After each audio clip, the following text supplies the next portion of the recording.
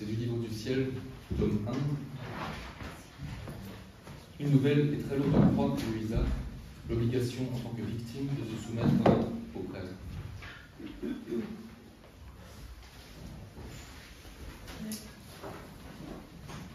Un matin après la communion, notre Seigneur me fit comprendre qu'en ce jour même, alors que je serais en complet état de léthargie, il m'invitera à lui tenir compagnie en participant aux souffrances que lui faisaient subir certains hommes pervers. Sachant que mon confesseur était à la campagne, je dis à Jésus: mon bon Jésus, si tu veux me transférer tes douleurs, aie la bonté de me réanimer toi-même.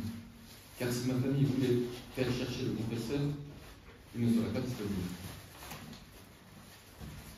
Le Seigneur, dans sa toute bonté, me dit: mon enfant, ta confiance doit être placée pleinement en moi.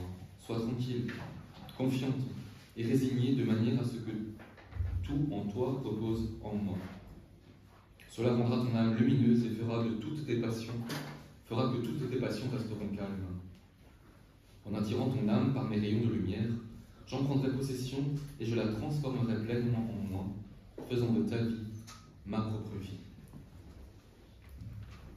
Après ces paroles, je ne pouvais m'opposer à lui et je me résignai à sa volonté. J'offris la Sainte Communion que je venais de vivre comme si elle était ma dernière. Ainsi, devant le Saint-Sacrement, je fis à Jésus un dernier adieu et quittai l'Église.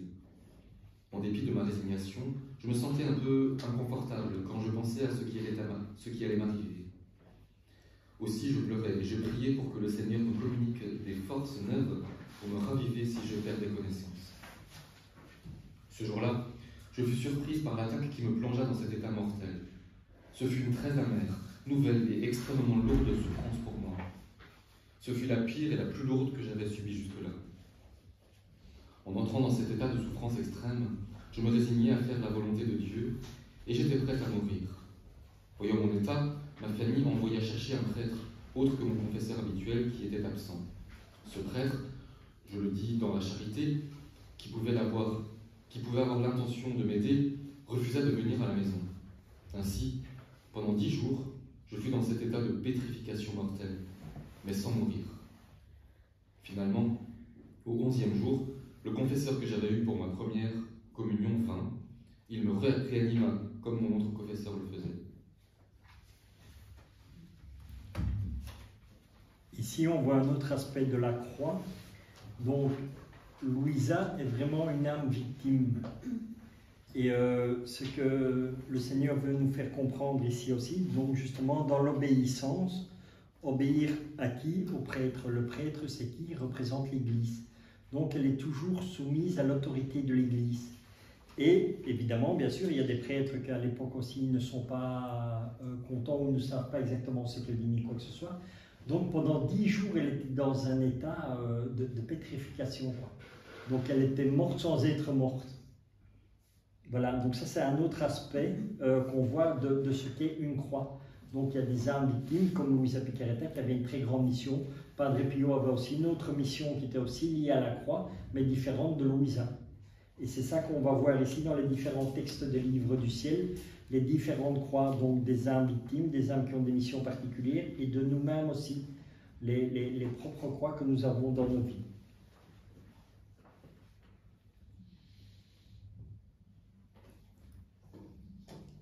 Donc ça c'est... Pour moi, c'est aussi un élément saisissant de la confiance. Parce que d'un côté, Jésus lui dit « Aie confiance, ne t'inquiète pas, le prêtre il est parti, mais c'est pas grave. » Et puis en fait, elle va se retrouver 10 jours coincée, entre guillemets, et c'est seulement la venue du prêtre qui va permettre de la sortir de cet état. Et donc on peut se dire, mais elle avait raison d'avoir une appréhension. Et en même temps, eh ben, il se passe 10 jours comme, je ne peux pas dire comme rien, mais il se passe 10 jours et ensuite elle ressort et finalement, bon, elle n'est pas morte, quoi. Enfin voilà, après sa mission va continuer. Et donc,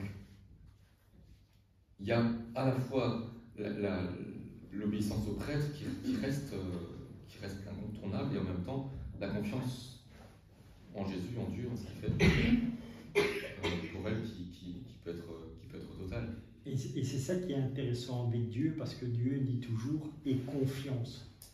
C'est ça qui est très difficile justement à vivre, parce qu'on doit avoir cet abandon total.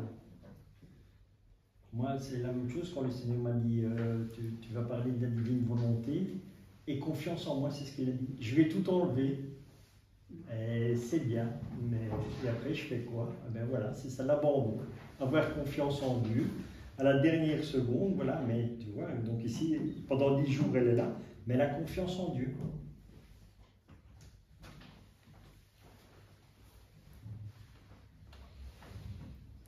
Une nouvelle croix pour Louisa, elle vomit toute nourriture et souffre de la faim. Son confesseur lui défend de poursuivre dans son état de victime.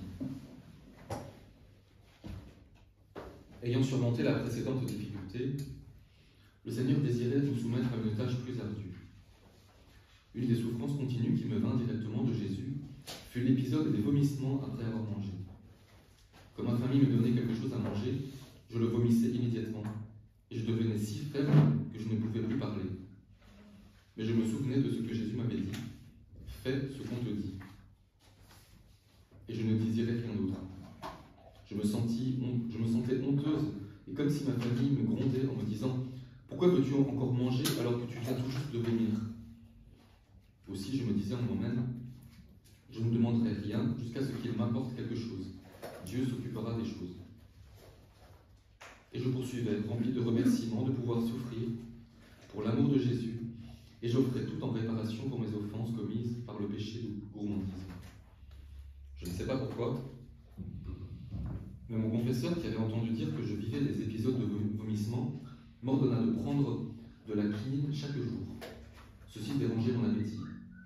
Et comme je ne pouvais prendre de la nourriture tant qu'elle ne m'était pas donnée, j'entendais toujours gronder mon estomac. Dans cet état, je me sentais comme si j'étais dans les affres de la mort, mais sans mourir. Ceci dura environ 4 mois. Après quoi, mon bien-aimé Jésus me dit « Dis à ton confesseur qu'on ne te donne ni nourriture ni quinine quand tu vomis. Illuminé par la lumière divine, il t'accordera cela. » Ainsi donc, le confesseur m'accorda que je ne prenne ni nourriture ni quinine. Par la suite, cependant, pour que je ne sois pas mis en pour ne pas que je sois mis en évidence, il voulait que je prenne de la nourriture une fois par jour. Ainsi, j'avais plus de paix. Ma faim disparut, mais pas les vomissements. En effet, à chaque fois que je prenais de la nourriture, je devais la rendre. Une note, au début, les vomissements venaient tous les 3 à 4 jours. Par la suite, ce sera continuel. Quelques minutes après avoir pris la nourriture, Louisa vomissait tout. Ainsi, elle vivra dans le jeûne total jusqu'à sa mort, sauf pour une petite exception.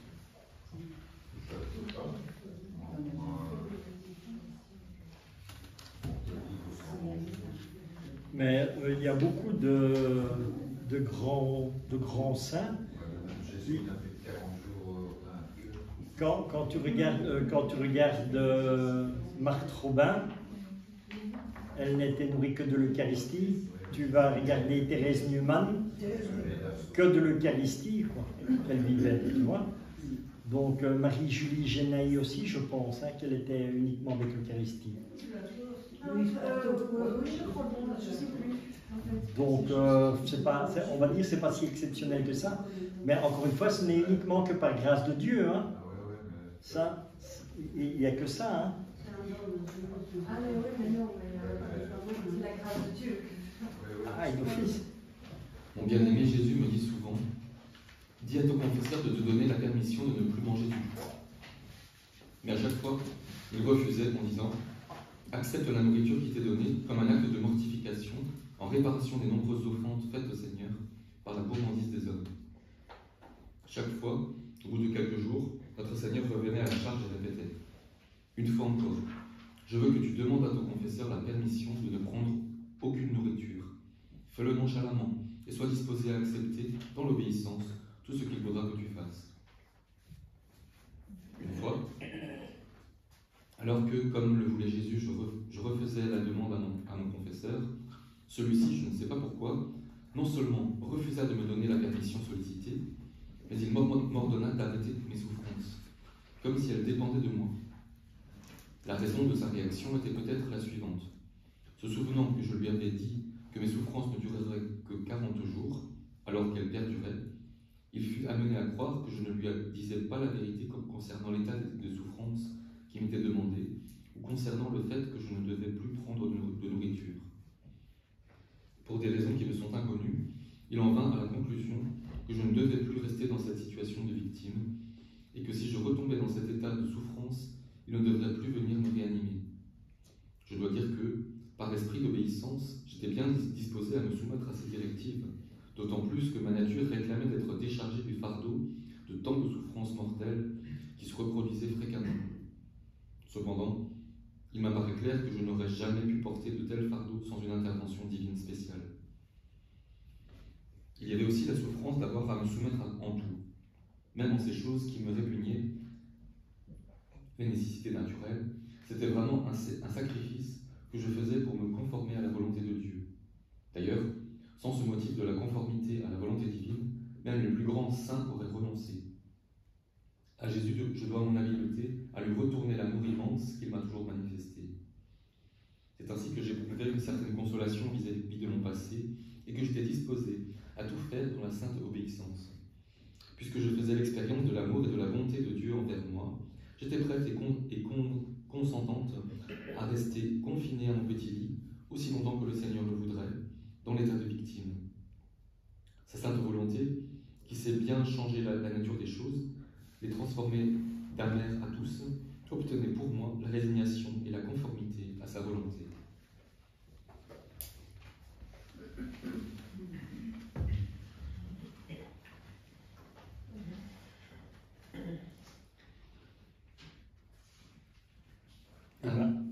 Et par contre, ce qu'on peut dire aussi, c'est que tous les enseignements que Jésus donne à Louisa, c'est valable pour chacun d'entre nous aussi. Donc on peut mettre notre prénom à la place de celui de Louisa. Voilà. Et vraiment. Donc voilà. Et c'est comme ça qu'on vit dans la divine volonté. Il ne faut pas s'inquiéter, il faut s'abandonner à la volonté du Seigneur. C'est pas pour ça que vous allez vivre dans le même état qu'elle, parce qu'il ne faut jamais oublier, elle est dépositrice de la divine volonté. Nous bénéficions de tout ce qu'elle a fait. Mais d'une certaine manière, voilà, Jésus parle à Louisa, ben, il nous parle à nous. Et laissons-nous vraiment guider par le Seigneur, abandonner au Seigneur. Et c'est là que je dis, c'est là que nous devons suivre Jésus et pas une personne.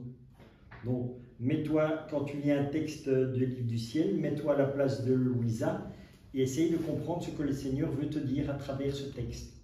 Parce qu'il s'adresse à chacun d'entre nous, en fait.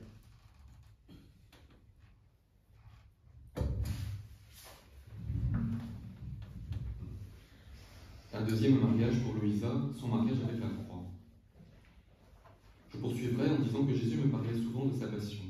Il essayait de prédisposer mon âme à l'imitation de sa vie. Une fois, il me dit « Mon épouse, en plus du mariage déjà fait, un autre reste à faire, le mariage avec la croix.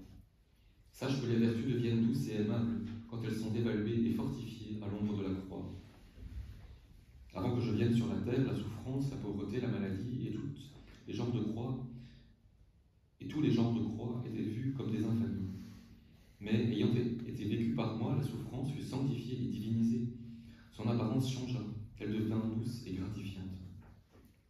Une âme qui reçoit de bonnes choses de moi est plus qu'honorée, parce qu'elle reçoit mon endossement et devient enfant de Dieu. Celui qui ne regarde la croix qu'en superficie expérimente l'opposé. Il trouve la croix amère et il commence à se plaindre, vu qu'il l'aperçoit comme un mal. Mais quand il la reçoit comme un bien, elle crée en lui la joie. Il ajouta « Mon épouse, je ne désirais rien de plus que de te crucifier comme avant, en ton âme et en ton corps. »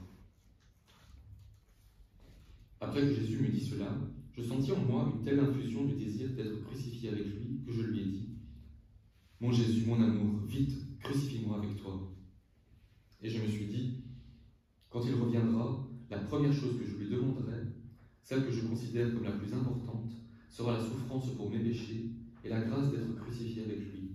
Et il me semble que je serai satisfaite, car par la crucifixion, je pourrais tout obtenir. Finalement, un matin, mon bien-aimé Jésus m'a paru sous la forme de Jésus crucifié. Il me dit que vraiment, il me voulait crucifier avec lui, et pendant qu'il disait cela, j'ai vu des rayons de lumière émaner de ses plaies sacrées, et des clous se diriger vers moi. À ce moment, mon désir d'être crucifié par Jésus fut si grand que je me sentis consumé par l'amour et la souffrance. Cependant, de la souffrance. Oui, merci. Cependant, je fus subitement saisi d'une grande peur qui me fit trembler de la tête aux pieds. Je faisais l'expérience d'un grand anéantissement de moi-même, et je me suis senti indigne de recevoir une grâce aussi rare que celle-là. Et je n'osais plus dire « Seigneur, crucifie-moi avec moi ». Mais Jésus semblait attendre mon consentement, avant de m'accorder cette si singulière grâce. Je fus tourmenté par cela pendant quelque temps. Mon âme ressentait un ardent désir de demander cette grâce, et en même temps, un sentiment d'indignité qui m'habitait.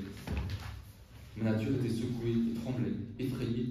Elle hésitait à demander à Jésus la crucifixion. Pendant que j'étais dans cet état, mon bien-aimé Jésus m'incitait mentalement à accepter cette grâce. Connaissant sa volonté, je repris courage et lui dis « Mon saint époux, mon amour crucifié, je te supplie de m'accorder la grâce d'être crucifié avec toi.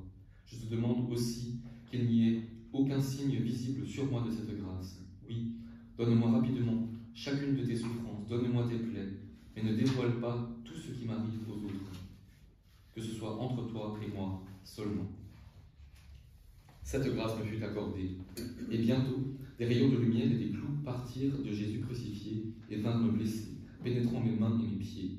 Et un autre rayon de lumière, plus resplendissant, accompagné d'une lance, vint transpercer mon cœur. Je ne peux pas décrire le bonheur et la douleur simultanée, douleur plus grande que toutes mes autres, que je ressentis à cet heureux moment. Aussi grand qu'était plutôt ma peur et mon tremblement, la paix et le contentement que j'expérimentais maintenant étaient encore plus grands.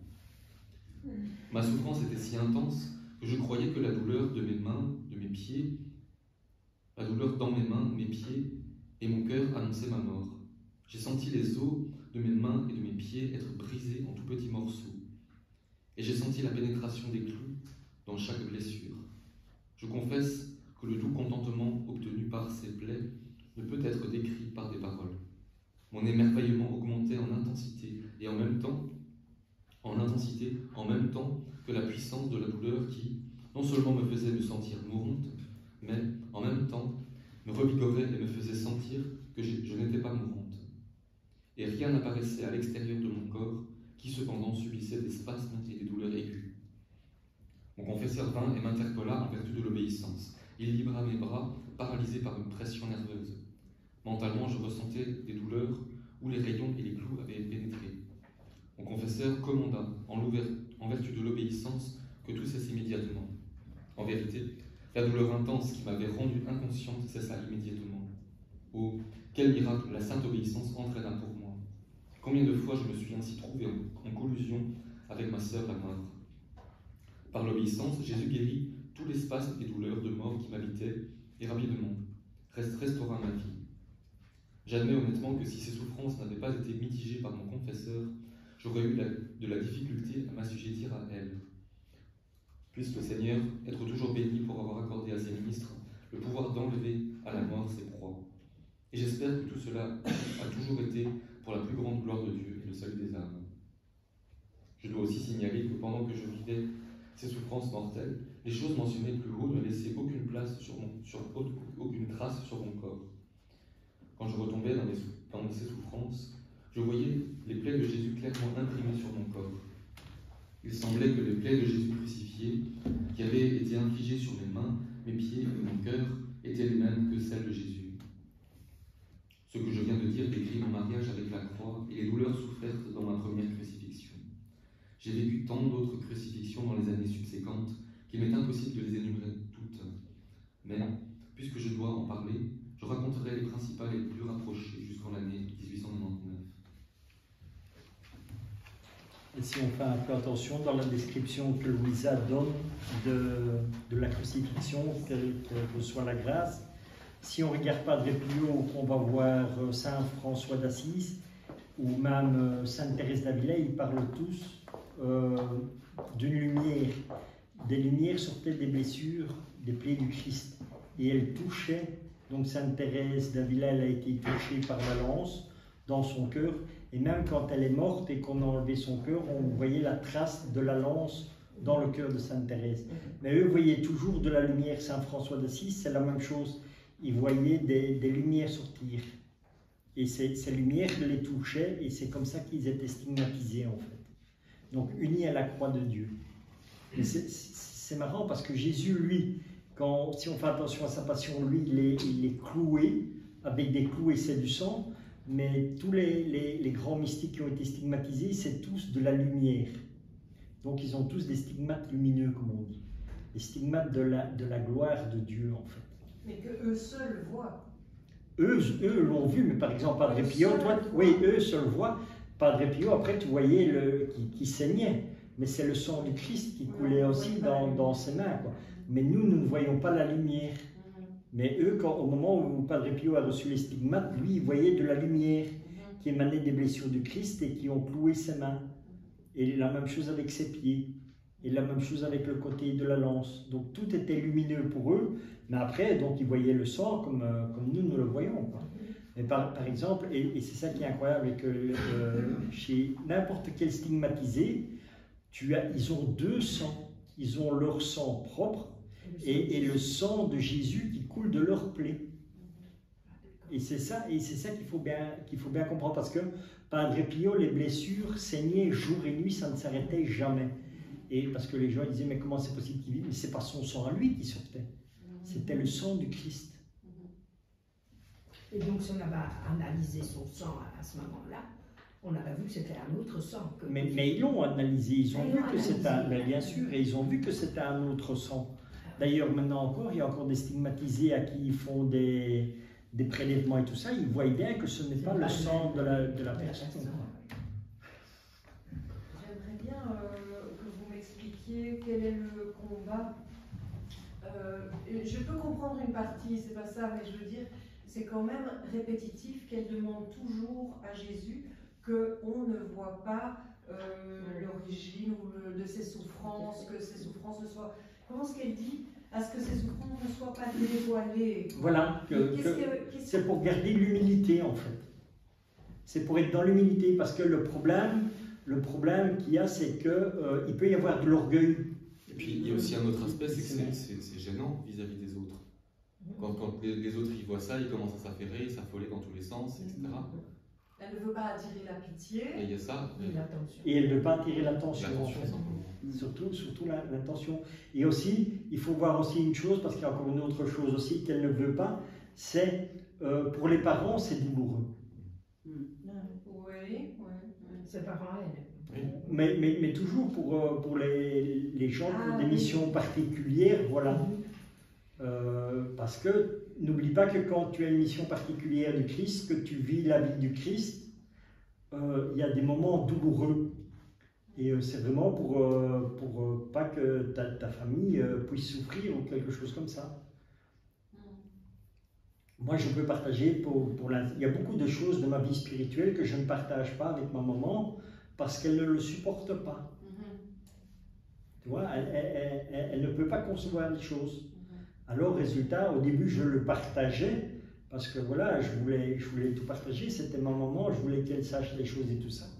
Et comme je voyais en fait que ça lui faisait mal et tout ça, du coup, j'ai arrêté de lui parler de ce que je vivais même spirituellement. Et Louisa, c'est ce qu'elle fait aussi. Donc, pour ne pas amener non plus de la tristesse, parce que c'est pas évident pour quelqu'un de voir des êtres que tu aimes souffrir et que tu ne peux pas comprendre pourquoi ils souffrent. Et voilà, parce que pourquoi l'instinct maternel fait toujours que ta maman ou ton papa veut te protéger, quoi. Oui, car elle ne dévoile rien à ses parents. Voilà. En général, tu ne le dévoiles pas. Enfin, rien, il y a bien des choses qui vont se rendre compte. Hein, mais, oui, bien sûr. Elle ne mangeait pas, par exemple. Ne cherchez pas. Ne mangeait pas. Ils ne savent rien de son contact régulier avec Jésus, en fait. Louisa, il y a beaucoup de choses qui étaient cachées, en fait. Donc, qu'elle ne désirait pas. Et c'est une grâce que le Seigneur lui a octroyée Mais Voilà. c'est elle qui ne désire pas, ou est-ce que le Seigneur il aurait été d'accord que ses parents soient au courant? Je ne sais pas. Ça on ne sait pas. Hein, C'est elle qui ne veut pas. Voilà, c'est elle qui demande pour ne pas. Voilà, pour préserver quelque part ses parents aussi. Et au fait préserver son histoire à elle finalement. Que... Mais juste dans l'épisode qu'on a vu avant, où elle était restée pétrifiée pendant 10 jours, Ouais. bah bon, elle parle de ce qu'elle a vécu, etc. Et on ne sait pas exactement ce qui s'est passé dans le chef des gens qui étaient autour. Bah, je sais pas, j'essaie d'imaginer un peu. Imaginez-vous à leur place, quoi. C'est votre fille ou votre soeur, ou quoi, qui se retrouve dans un état comme ça, on a l'impression qu'elle est morte. Quelle épreuve aussi, quoi. Richard, une fois vous avez dit que vous avez eu l'occasion de rencontrer frère Élie, c'est ça? Oui. Oui, mais quand cela se manifeste chez lui, comment la communauté avec une vie se trouve ça? Il a une vie normale, hein. Il vit tout à fait normal. C'est pour les personnes, on va dire, extérieures qui trouvent ça extraordinaire. Mais lui, il vit ça simplement, voilà. Au départ, il a eu difficile avec ses parents parce que quand lui, il a commencé à voir les anges, il avait 7 ans. Et puis, il va chez sa maman, il dit, j'ai vu un ange, la première chose qu'il fait, il reçoit une claque. Voilà. Et bon, au début, c'est très difficile à accepter, et voilà, mais au fur et à mesure, ça vient. Et puis le Seigneur, donc, il lui fait grâce d'être stigmatisé, mais après, lui, il vit ça tout à fait normalement. Hein. C'est nous autres qui avons l'impression que c'est des choses extraordinaires ou quelque chose comme ça, mais lui, il vit ça simplement. Hein. Et les gens dans sa communauté, ils vivent ça simplement. Quoi. Il a une grâce particulière, c'est que ça se voit, c'est tout.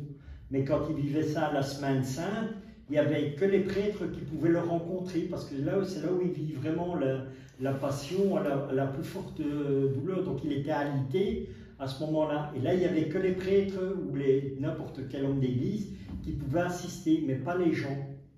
Et maintenant, tout doucement, je ne sais pas pourquoi, peut-être parce que nous arrivons dans des temps où nous allons avoir des grandes épreuves. Maintenant, pendant la Semaine Sainte, lui, il fait le chemin de croix aussi, mais il est soutenu par un prêtre qui l'accompagne et tout ça, quoi.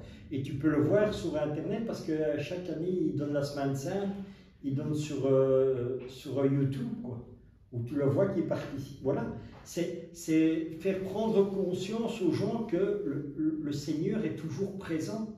Et il est toujours présent ici. Il y a des gens qui sont toujours là pour faire des réparations, quoi. Mais je vais dire... voilà, pour la plupart des gens, c'est vrai, ça paraît extraordinaire, mais il a une vie simple, en fait, quoi. Il a juste une vie de prière, il vit la vie comme n'importe quel religieux, quoi. La fréquence est plus en concordance avec le Seigneur. C'est pas question. La fréquence de vie est plus conforme avec celle du Seigneur. Voilà, mais c'est pas que c'est... Qu'est-ce qui est conforme à la vie du Seigneur? En fait, lui est une âme expiatrice. Donc, il participe aux souffrances de Jésus, et Jésus permet que les gens le voient, quoi. Voilà, mais bon, il n'y a pas que lui. Il y a, tu sais, en Italie, il y en a, je ne sais pas te dire combien de personnes qui sont stigmatisées. Hein. J'ai un autre ami à moi, c'est un simple épicier. Il est dans le sud de l'Italie, du côté de Naples, et il a une épicerie. Et voilà, mais il vit la Semaine Sainte, comme frère Élie aussi, et voilà. Et le week-end aussi, il vit la Passion, mais c'est un épicier. Et il vit sa vie tout simplement, quoi. À part qu'il a une vie avec Jésus qui est simplement différente de nous, quoi. Donc c'est une âme qui a une âme victime. Aussi. Voilà, ce sont des âmes victimes, ce sont des âmes où Jésus va les trouver à un moment donné dans leur vie, pour quelle raison, je ne sais pas. Et voilà. Voilà, exactement. Donc, il demande à certaines âmes si elles veulent bien être victimes en réparation pour ça ou pour ça. En Italie, moi j'ai connu aussi, il y avait une personne dans le nord de l'Italie, elle était stigmatisée, je n'ai pas eu la grâce de la rencontrer. Voilà, ça devait se faire et finalement ça n'est pas arrivé. Et bien lui, il était stigmatisé uniquement en réparation de toutes les mauvaises tenues des gens dans l'église.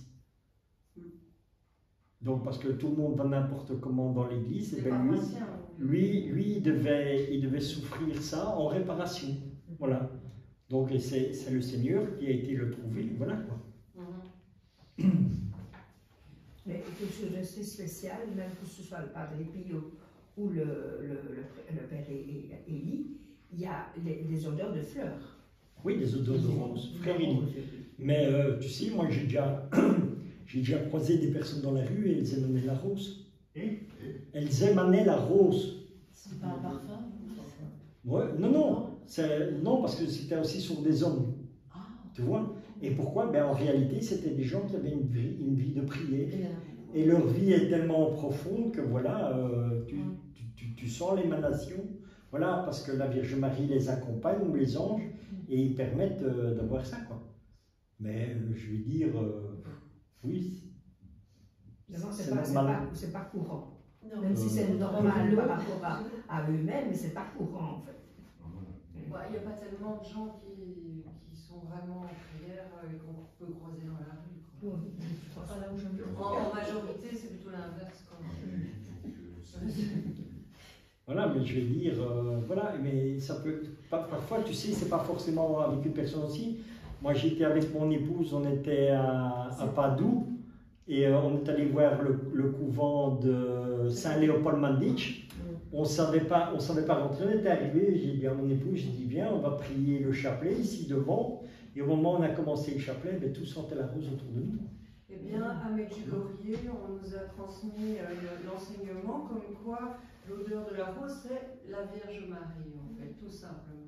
Oui, c'est Quand on sent cette odeur de rose, c'est la Vierge C'est la Marie. Vierge qui Je l'ai senti à Boran. Les anges qui accompagnent la Vierge Marie aussi sentent la rose. Bon, en tout cas, de toute façon, elle n'est jamais toute seule. Hein. Et aussi à Oulo, Notre-Dame du Lot. Oui. Ça, j'ai senti aussi des odeurs de Notre-Dame. Mais ça, c'est dit spécifiquement à Dame de Lourdes, vous sentirez des parfums dans cette chapelle. Oui, oui. Mais il n'y a pas que la rose, tu sens tous des parfums différents. Oui, c'est toujours parfum. Voilà. Bon, on va continuer. Hein. La valeur précieuse de la croix. Jésus renouvelle plusieurs fois la crucifixion pour Louise. En ce qui a trait à mon très grand désir d'être crucifié avec Jésus, par un mot pour lui et pour l'expiation de mon passé, Jésus vint à moi et, comme précédemment, il fit sortir mon âme de mon corps. Il me transporta à la place sainte où il souffrit sa douloureuse passion et il me dit, mon épouse, si chacun savait l'incommensurable bien qu'est la croix et comment elle rend l'âme précieuse, chacun désirerait ce bien et la considérerait comme indispensable, et le considérerait comme indispensable, comme un joyau d'une valeur inestimable. Quand je suis descendu du ciel sur la terre, je n'ai pas choisi les richesses du monde, mais j'ai considéré plus digne et plus méritoire de choisir les sœurs de la croix, la pauvreté, l'ignominie et la souffrance la plus brutale. Et pendant que je les portais, je désirais ardemment que le temps de ma passion et de ma mort arrive au plus tôt, puisque par elle, j'allais opérer le salut des âmes. Pendant qu'il me parlait, Jésus me fit ressentir la joie qu'il éprouvait en souffrant. Ces paroles allumèrent dans mon cœur un ardent désir de souffrir. Je ressentis un saint transport d'émotion et un désir d'être semblable à lui, le crucifié. Avec le peu de voix et de force que j'avais en moi, je le suppliais en disant « Saint époux, donne-moi la souffrance et donne-moi ta croix, pour que je puisse mieux connaître combien tu m'aimes. Autrement, je serai toujours dans l'incertitude par rapport à ton amour pour moi. J'ai renoncé à tout pour toi. » Par la suite, dans la joie, plus que jamais, à cause de ma supplication, Jésus me permit de m'étendre sur une des croix qui se trouvait là.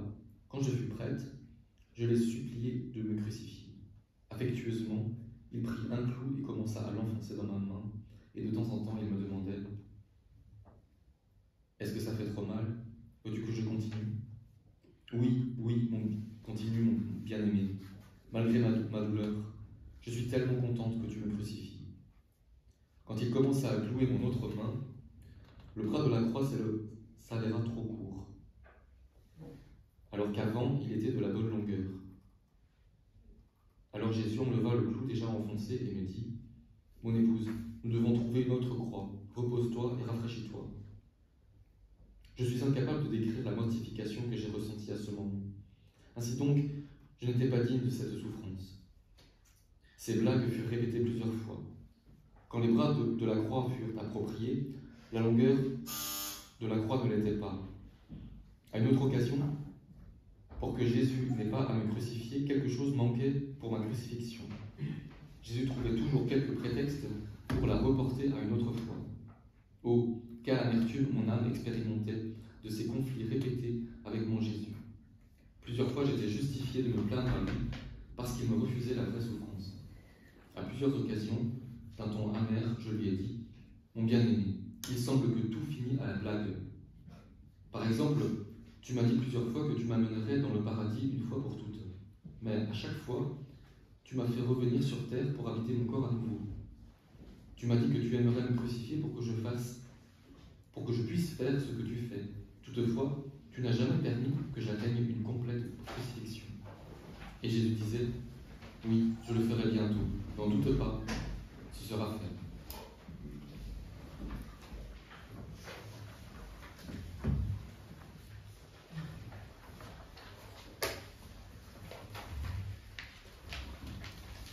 Voilà. Je sais pas toi, moi je vous avoue que j'ai un petit peu de mal à saisir l'humour en fait. Mais bon, ça doit être. Mais Jésus fait souvent des blagues. Oui, oui. Ah oui, moi aussi, c'est Mais voilà, parce que nous on dit aussi la souffrance, et encore une fois, c'est ce que j'ai toujours dit, la souffrance, elle est là, mais l'amour de Dieu l'enveloppe, et on se sent bien. C'est quelque chose, humainement, c'est quelque chose de très dur à comprendre, mais voilà. On demande aussi. Ok pour la souffrance, mais que dire de cette croix qui n'est jamais à la bonne taille et si on y va, on arrête, on commence. Quand Jésus a été crucifié, Oui, est-ce que la croix était à la bonne taille? je ne sais pas. Puisqu'ils ont tiré et ont déboîté l'épaule pour pouvoir le crucifier. Ils ont tiré très fort. Pourquoi? Voilà. Parce qu'il devait avoir les bras aussi longs que la croix ou quoi? Disloqué. Le trou était fait. Parce que le trou était déjà fait sur la Ah, croix. le clou. Quand il va être cloué, en fait, sur la croix, il y avait déjà les trous. Ah. Et comme le poignet n'arrivait pas à la hauteur du trou dans la croix, eh bien, ils ont tiré sur le bras, ils lui ont disloqué l'épaule. Et donc ça, c'est encore une souffrance. Imagine les gars avoir un clou, Vincent. Voilà. Il y a quelque chose qu'elle dit. Je ne savais pas ça. Il y a quelque chose qu'elle dit qui m'interpelle, c'est quand elle dit ainsi donc, c'est peut-être pour ça que Jésus joue avec elle, après ce que moi j'ai compris. Ainsi donc, je n'étais pas digne de cette souffrance. Ça c'est quelque chose qu'elle pense aussi. C'est le ressenti qu'elle a. C'est un ressenti qu'elle a. Parce que peut-être s'il n'avait pas été juste, il lui aurait pas permis de l'écrire. Hein. Oui, ça aussi. Je sais pas, moi, je comprends pas. Non, c'est juste son ressenti. Mais en fait, elle va vraiment le vivre, la crucifixion avec Jésus. Oui. Je veux dire que c'est juste que ça dure un temps, mais donc je ne crois pas que. Et c'est ça, Il il la a prépare, ce qu'il en fait. fait, quoi. Je sais pas, elle n'était pas prête, quoi. Il la prépare Oui, pour les je pensais. souffrances. C'est peut-être aussi d'aller plus loin dans l'abandon, quoi. Ah oui. Parce qu'elle se disait, oui, enfin voilà, je désire ça, voilà, et en fait, bah non, tu attends. Ah oui, c'est ça. Il y a eu un cas où le bras de la croix n'était pas assez long pour son bras à elle, c'est ça que j'ai compris. Son bras dépassait la croix, c'est ça? Oui, donc la croix n'est jamais à la mesure où elle est trop petite ou elle est trop grande. Ah, elle était Voilà. trop petite. Oui. Ça, c'est marrant ça. Donc ça veut dire qu'elle était plus digne en fait. Elle se croyait plus digne, c'était Non, ça. non, elle était plus digne de cette. Non, c'est pas. La croix était trop petite. c'est pas la- Justement, c'est pour La dignité pour de se mesure l'empêcher par la de taille. À la taille que j'essaye de trouver un sens. Ça Non, c'est bien, bien. hein, après tout. Les récompenses de la croix. À la place de la croix qu'elle avait reçue, Louisa en reçut une autre plus grande. Voilà. Finalement, un matin, au jour de l'exaltation de la Sainte Croix, c'est quel jour ça? Merci. De quoi? Jésus apparut et rapidement me transporta encore une fois à la sainte place de Jérusalem. Il m'a fait contempler plusieurs choses, ayant trait au mystère et aux vertus de la croix. Après, il me dit tendrement, Mon amour, veux-tu être belle? Médite sur la croix et elle te donnera les plus beaux traits que l'on puisse trouver au paradis et sur la terre. Alors tu te feras aimer de Dieu, lui qui possède en lui-même la beauté infinie. En toi s'est développé le désir de posséder le paradis avec toutes ses richesses. Veux-tu être rempli d'immenses richesses? Pas pour un court temps, mais pour l'éternité. Sois toujours amoureuse de la croix. Elle te fournira toutes les richesses, du plus petit sou que représente la moindre des souffrances, aux plus incalculables sommes qui sont obtenues des croix les plus lourdes. Cependant, alors que l'homme est devenu avide de se procurer le plus petit profit d'une simple monnaie temporelle, qu'il devra rapidement abandonner, il n'a pas une seule pensée pour acquérir un sou des biens éternels. Et parce que j'ai compassion de l'irréflexion de l'homme en regard de son bien éternel, tendrement je lui offre de l'aider, lui, plutôt que d'en être reconnaissant, il se rend indigne de mes dons et il m'offense par son obstination. Vois-tu, mon enfant, combien il y a d'aveuglement dans cette pitoyable humanité? La croix, cependant, amène tous les triomphes, les plus grandes acquisitions et les plus grandes victoires. C'est pourquoi tu ne dois avoir aucun autre but que la croix. Cela sera suffisant pour pourvoir à tout. Et aujourd'hui, je veux te faire plaisir en te crucifiant complètement sur la croix, laquelle, jusqu'à ce moment, ne t'allait pas parfaitement. Tu dois savoir que cette croix est celle qui t'a attiré à mon amour et qui m'induit à te crucifier sur elle complètement. La croix que tu as eue jusqu'à maintenant, je la porterai au paradis comme un signe de ton amour. Je la montrerai à la cour céleste comme un témoignage de ton amour pour moi. À sa place, j'en ai une plus pesante et plus douloureuse que je t'amène pour répondre à ton désir de souffrance et pour permettre à mon dessein éternel sur toi de se réaliser. Après avoir dit cela, Jésus m'a paru devant la croix que j'avais eue jusque-là. Moi, dans un plein bonheur, je suis allé vers elle, je l'ai couchée par terre et je me suis étendu dessus. Et pendant que j'étais là, prête à la crucifixion, les cieux s'ouvrirent. Saint Jean l'Évangéliste vint, apportant la croix dont Jésus m'avait parlé. Ensuite, la Vierge Marie apporta, entourée d'une phalange d'anges, entourée d'une phalange d'anges. Ils me tirèrent de ma croix et m'installèrent sur la plus grande apportée par Saint Jean. Un frisson froid et mortel s'empara de moi. Cependant, je sentais encore une flamme d'amour dans mon cœur qui me fit avoir hâte de souffrir sur cette croix. Au signal de Jésus, un ange s'empara de la première croix et l'emmena avec lui au paradis. Pendant ce temps, Jésus, de ses propres mains et assisté par la Vierge Marie, commença à me crucifier. Debout, les anges et Saint Jean présentaient les clous et les autres objets nécessaires à ma crucifixion. Pour l'acte de ma crucifixion, mon très tendre Jésus montrait tant de joie et de bonheur que j'aurais souffert pas une, mais un millier de crucifixions, aussi bien que d'autres souffrances, pour augmenter sa douce satisfaction. À ce moment, il semblait que les cieux étaient décorés pour une nouvelle fête de gloire pour moi. Pour avoir fait plaisir à Jésus, pour avoir libéré par des prières abondantes des âmes du purgatoire, pour avoir intercédé pour des pécheurs mal disposés et pour la conversion de plusieurs autres. Mon bien-aimé Jésus les fit tous participer au bien qui fut produit par mon ardente disposition envers les souffrances inhérentes à la crucifixion. Quand tout fut terminé, je me sentis comme si je nageais dans une mer de consentement mêlée à une mer de souffrances inouïes. La reine mère se tourna vers moi et dit « Mon fils, aujourd'hui est un jour de gloire. À cause de tes propres souffrances, pour l'achèvement de tout ce qui a été fait avec Louisa, j'aimerais que tu transperces son cœur d'une lance et que tu lui mettes une couronne d'épines sur la tête. » Répondant au désir de sa mère, Jésus prit une lance et transperça mon cœur de part en part. Au même moment, les anges présentèrent une couronne d'épines à la très sainte Vierge. Elle, avec mon consentement et avec la plus grande satisfaction, la plaça tendrement sur ma tête. Quel jour mémorable ce fut pour moi. On peut dire que vraiment ce fut un jour de souffrance inouïe et de joie ineffable. Et pour mon plaisir et pour supporter ma fragilité naturelle, Jésus resta à mon côté tout le jour. À cause de la sévérité de la souffrance, la crucifixion aurait échoué sans sa grâce. À ma grande joie, Jésus permit à de nombreuses âmes du purgatoire de rentrer au paradis conséquemment à mes souffrances. Elles descendaient du paradis accompagnées d'anges. Elles entouraient mon lit et me rafraîchissaient avec leurs chants célestes.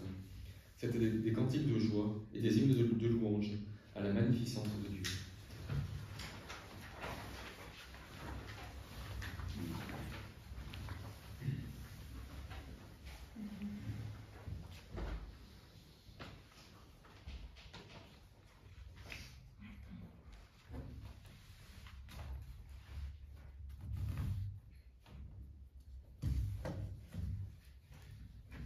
j'avoue, je me pose cette question quand même. Comment on arrive à cette situation qui m'a l'air un petit peu inversée, où en repensant à l'évangile, quand Jésus est crucifié, il va dire Père, pardonne-leur, ils ne savent pas ce qu'ils font.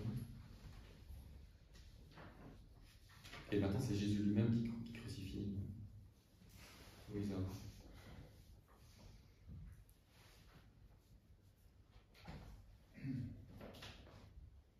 C'est bien, ça donne matière à réflexion. Ouais. Je dis c'est bien, ça donne matière à réflexion. Excusez-moi, par rapport à ce que vous dites, c'est pour qu'elle soit vraiment en union complète. C'est pas ça?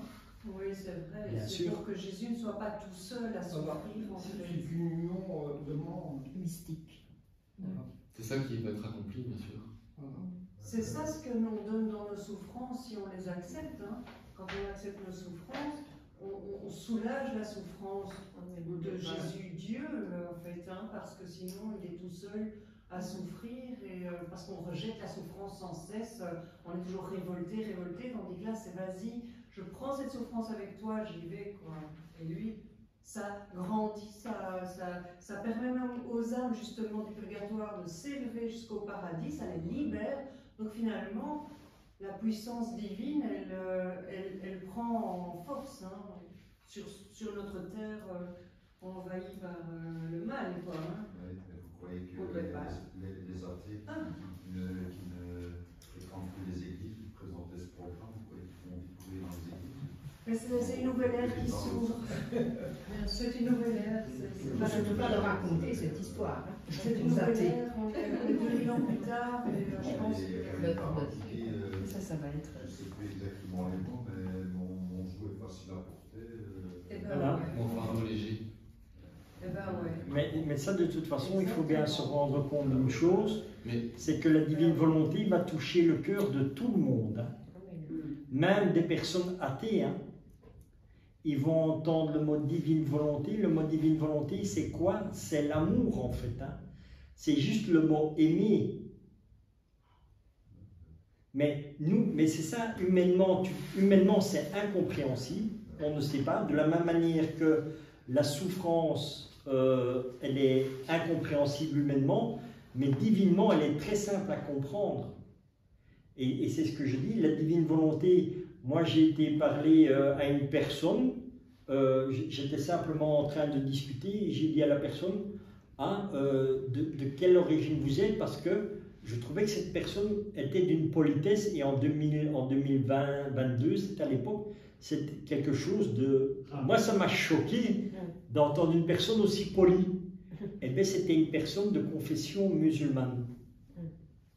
Et chaque fois que l'on se voit, de qui on parle? De Dieu et de la divine volonté. Et il est complètement subjugué par l'amour qu'il ressent de Dieu en lui.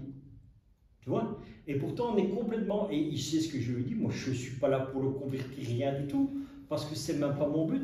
Moi, mon but est juste de parler de la divine volonté, donc de parler de l'amour de Dieu. Et l'amour de Dieu, il a agi dans son cœur. Et c'est une personne, sa vie, elle est complètement transformée. Et maintenant, on a des partages. Pourquoi? Parce que chez les musulmans, eux n'ont pas les sacrements et tout ça comme nous. Et il a quelques soucis dans sa vie. Et bien, on partage sur des choses de comment, lui, sa vie peut changer tout en restant musulman. Mais comment est-ce que Dieu peut intervenir dans sa vie? Et moi, je lui ai simplement dit, tu sais, moi, je prie Dieu, toi, c'est Allah. C'est pas un souci. Tu dis à Allah, je te donne ma volonté en échange de moi la tienne, et c'est tout. Et tu verras que Dieu va agir. Et Dieu, il agit dans son cœur. Tu vois? Et je t'assure que moi, je suis quand même resté un peu estomaqué parce que j'ai dit, wow, c'est quand même incroyable pour qu'un musulman soit complètement retourné en ayant entendu parler de la divine volonté. Tu vois?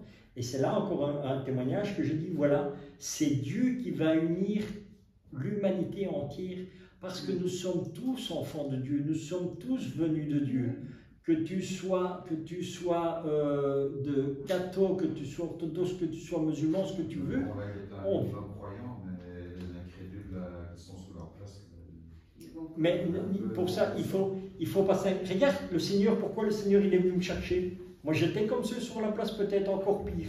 Ouais, moi aussi. Ouais. Tu vois? Donc j'étais pire qu'eux et pourtant le Seigneur il vient me chercher. Il a dit viens ici mon ami, pourtant je t'assure que quand si je veux te déballer ma vie, tu vas t'en courir. Et même moi, je me pose toujours la question en disant Seigneur, pourquoi tu viens me chercher à moi? Avec toutes les saloperies que j'ai fait, tout ce que j'ai fait, et ben non. Eh ben Dieu vient me chercher parce qu'il m'aime. Et parce qu'il aime chaque être humain individuellement du même amour. Et comme c'est dit dans l'Évangile, Jésus n'est pas venu pour les bien portants, il est venu pour les pires. Les malades. Et c'est ceux-là qui ramènent, et regarde Saint Paul, c'est la même chose. Hein. Quand tu vois Saint Paul, il l'a retourné aussi comme une crête. Ben, ne t'inquiète pas, ces gens-là, toi tu passes et tu dis Seigneur, je te les offre dans la divine volonté, ta parole, elle ne va pas rester inactive. Hein. La prière que tu as faite de dire Seigneur, je te les offre dans la divine volonté, je t'assure que Jésus, il n'est pas sourd. Hein. Et il va toucher le cœur de ces personnes. Hein. Tu vas peut-être pas le voir directement, mais ça, c'est pas grave. C'est même pas notre problème. C'est le problème du Seigneur. Mais nous, notre problème, c'est de les offrir à Dieu. Tu dis, voilà, Seigneur, simplement, dans ta divine volonté, je te les confie. Boum, tu as fait ce qu'il fallait. Voilà. Après, c'est le Seigneur qui va s'en charger, parce qu'il n'y a que lui qui peut changer le cœur de quelqu'un. Nous, on ne va jamais changer le cœur de personne. Mais Dieu, lui, c'est lui qui fait tous les miracles. Maintenant, ici, tu vas voir déjà le prochain texte que le Père Grégory va nous partager. La sagesse de la croix.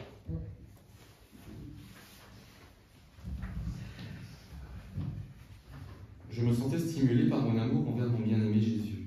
Je le suppliais de renouveler souvent, très souvent, mes crucifixions, afin qu'au moins partiellement je puisse alléger ses souffrances. Jésus me disait souvent, ma bien-aimée, la croix convenablement embrassée et désirée, distingue le prédestiné du réprouvé, lequel est opiniâtrement opposé à la souffrance. Sache qu'au jour du jugement universel, celui qui fut fidèle et persévérant sentira la caresse de la croix et sera extasié quand il la verra apparaître, alors que le réprouvé sera saisi d'une horrible peur.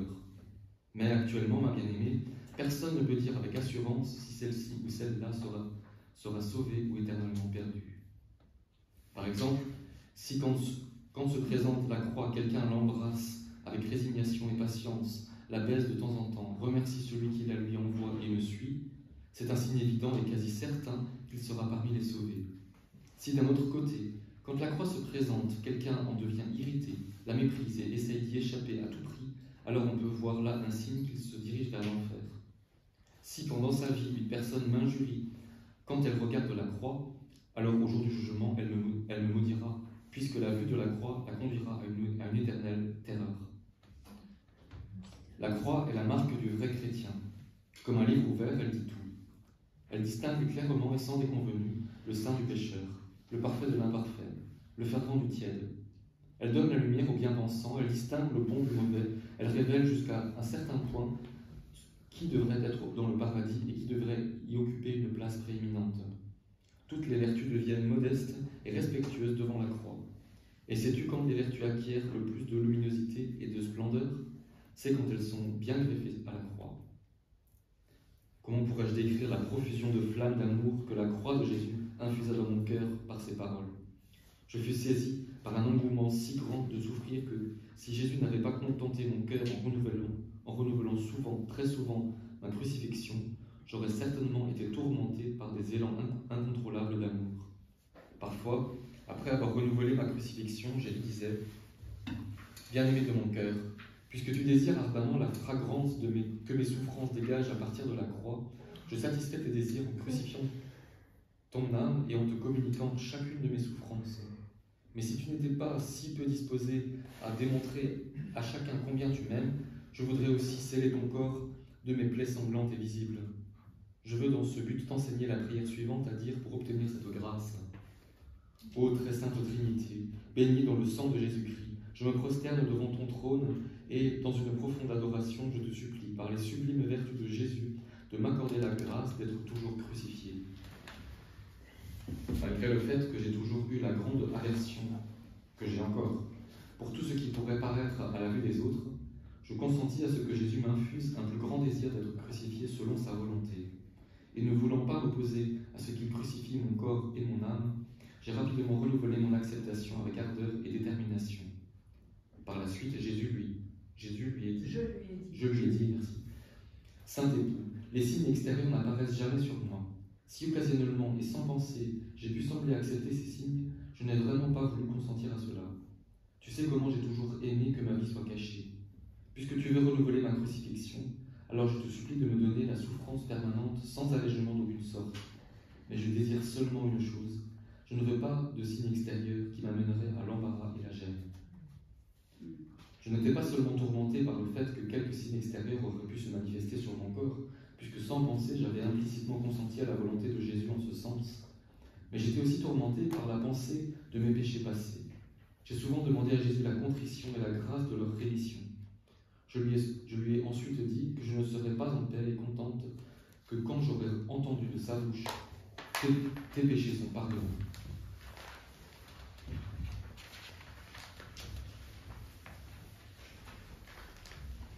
Louisa confesse ses péchés à Jésus. Mon bien-aimé Jésus, qui ne nous refuse jamais rien concernant notre progrès spirituel, me dit un jour d'une manière qui était plus condescendante qu'à l'accoutumée. Aujourd'hui, je veux agir moi-même comme ton confesseur. Tu me confesseras tous tes péchés, et pendant que tu le feras, je te ferai voir toutes les offenses que tu as commises et toutes les souffrances qu'elles m'ont causées. Tu comprendras ce qu'est le péché, selon la capacité de l'intelligence humaine, et tu préféreras mourir plutôt que de m'offenser à nouveau. Attentive à cela, anéantis-moi et médite un peu.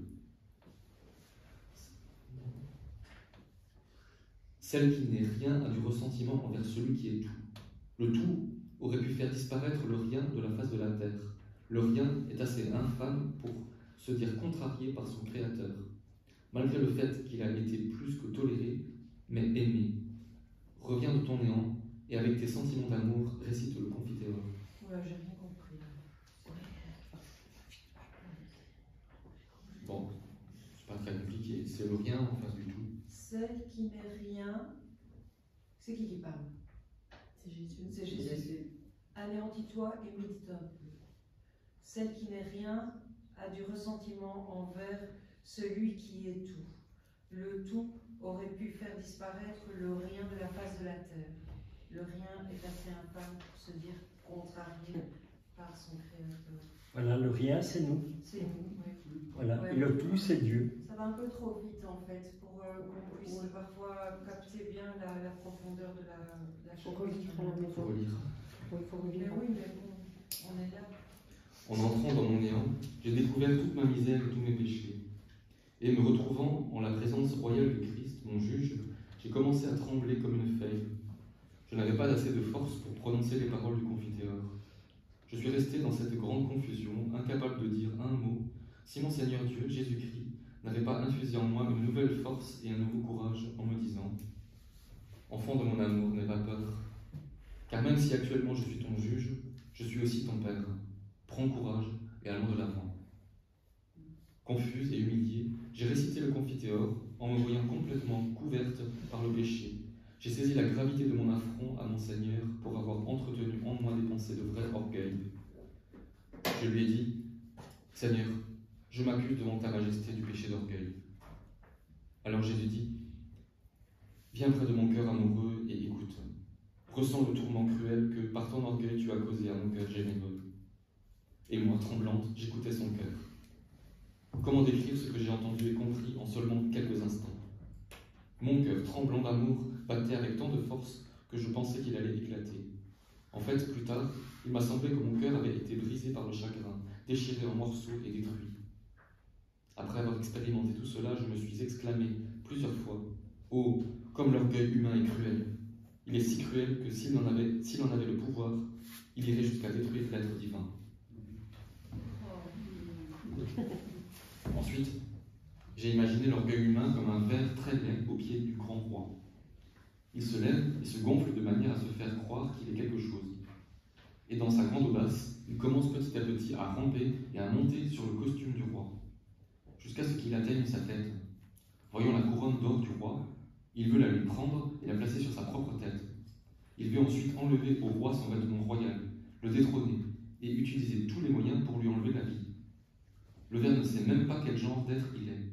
Dans son orgueil, il ne sait pas que le roi pourra le détruire, l'écraser sous ses pieds, détruire ses rêves dorés d'un simple souffle. Les orgueilleux sont des effrontés, des présomptueux, des ingrats, victimes de sottes illusions, et avec leur tête gonflée par l'orgueil, ils s'insurgent avec indignation et passion contre ceux qui sont moins orgueilleux qu'eux. C'est moi que j'ai vu dans ce verre laid et misérable au pied du divin roi. J'ai senti mon âme chanceler dans la confusion et la peine à cause de l'affront que je lui avais fait. Mon cœur expérimenta l'agonie terrible que Jésus souffrit à cause de mon orgueil. Après cela, Jésus me laissa seul. Je continuai à méditer sur la laideur du péché d'orgueil. Je ne peux pas décrire la grande souffrance que cela me causa. Quand j'eus bien réfléchi sur ce que Jésus m'avait dit, il revint et me fit continuer ma confession. Tremblante plus qu'avant, je confessais les pensées et les paroles que j'avais entretenues contre ces désirs exprimés et aussi mes péchés d'omission. J'ai confessé tout cela avec tant de chagrin et d'amertume d'âme que j'étais terrifié de ma petitesse et de mon audace d'avoir offensé un Dieu si bon qui, malgré mes offenses, m'avait aidé, préservé et nourri. S'il ressentait de l'indignation pour moi, c'était à cause de sa haine du péché et rien d'autre. Au contraire, sa bonté envers moi, une pécheresse, a toujours été très grande. Il me fit pardonner même quand, devant la justice divine, il exposa mes faiblesses et mes fragilités. En échange, il me donna plus de grâce et de force avec lesquelles fonctionner. C'était comme s'il avait ôté le mur qui séparait mon âme de Dieu à cause du péché. Si les gens comprenaient la bonté de Dieu et la laideur du péché, ils banniraient complètement le péché de la terre. Ils seraient saisis par de grands remords et par la contrition pour leurs péchés, où ils mourraient. S'ils savaient l'infinie bonté de Dieu, ils se rendraient à elle. Et les choisis trouveraient auprès de Dieu une immense fontaine de grâce dédiée à leur sanctification et à leur béatification. Et les choisis, il a dit. Hein. C'est un sujet qu'on avait déjà eu la semaine dernière, ou le mois dernier. L'histoire des choisis. Il y en a qui ne le sont pas. C'est ça que je voulais dire. Ça me perturbe, ça. Ça dépend de quoi on parle. Mais si on parle de la sainteté, le choix de Dieu, il est pour tous. L'appel à la sainteté et la volonté de Dieu pour la sainteté, elle est pour tous. Non, ça c'est clair. C'est d'ailleurs un différent que nous avons avec la plupart des protestants, qui est la suite de Luther et une conception très négative de la nature humaine. Considère qu'il n'y a rien du tout de notre côté. C'est-à-dire qu'il pense que la grâce ne fait que nous racheter, mais sans nous convertir vraiment. C'est-à-dire comme si ce n'était pas possible de nous convertir. Et donc, il pense qu'il y a une double prédestination, c'est-à-dire que certains sont prédestinés au paradis et d'autres à l'enfer. C'est effrayant. C'est clairement une erreur. La prédestination, c'est-à-dire la volonté avant préparée par Dieu pour le salut, elle est pour tous. En fait, c'est de l'orgueil aussi. C'est aussi un péché d'orgueil de penser ça. Ça, oui. Je ne sais pas si je dirais que c'est de l'orgueil, mais c'est une conception erronée. Les choisis. Alors après, si on parle des âmes victimes, ou on parle de vocations particulières, là oui, chacun est différent. D'accord. Et certains sont choisis pour certaines choses et d'autres pour d'autres. Ce serait ça.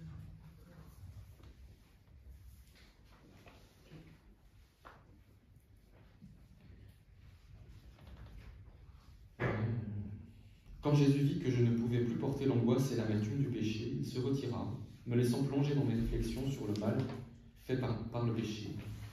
Dans sa bonté de toujours, il me préserva du jugement de son Père et il me donna des grâces nouvelles. Après un long intervalle, Jésus revint de nouveau pour me permettre de continuer ma confession qui, quoique interrompue par moments, dura environ 7 heures.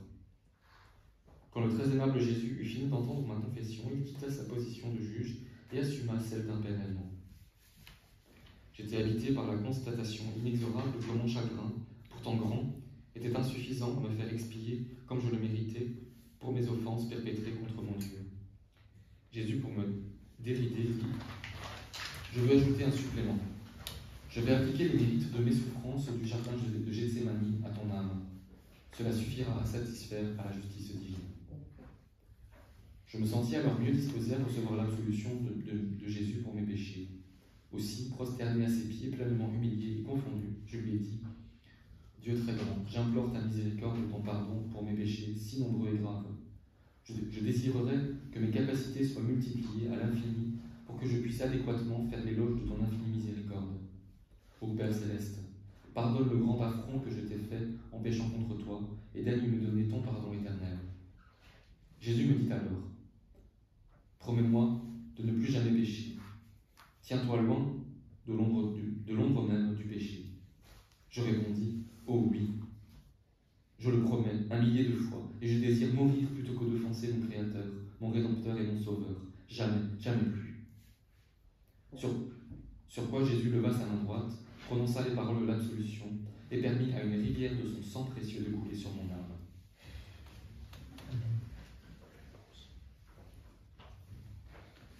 On va faire une petite pause de 10 minutes. Voilà, donc on reprend à 15 heures.